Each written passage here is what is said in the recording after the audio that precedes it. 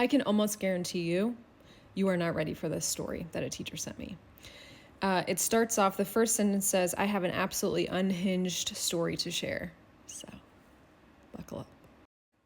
I was teaching at a school with a parent that was known for her antics.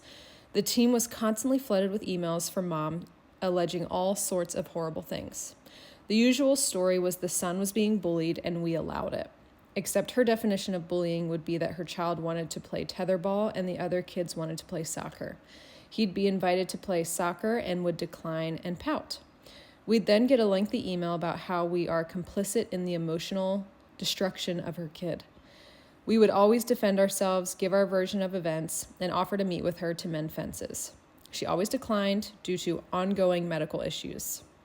We received another scathing email from mom over spring break and collectively refused to respond until we returned, despite mom's email saying that she expected a swift response. When we returned, I was voted the person to respond, but I refused to respond with anything beyond, we can discuss this in person, here is the availability of the team. She did not like this. She again weaved a tale of woe regarding her medical issues, except mom seems to have forgotten that she had tried and failed to follow one of the teachers on our team on Instagram. Mom's page was public, and we could see that she was constantly out on the town. She was at a luxury resort the weekend before, partying at a pub on St. Patrick's Day, day drinking with her besties, etc. She was living her best life. I responded that we would no longer communicate about issues via email and asked her when she would like to meet.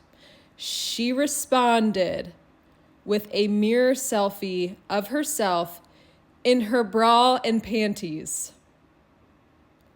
In her bra and panties.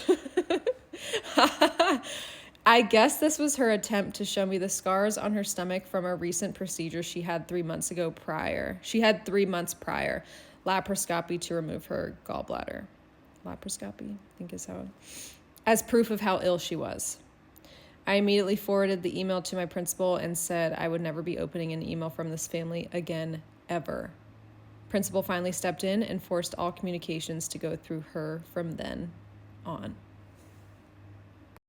Look, I feel for you. If you have medical things going on, it is not an easy road. I get it.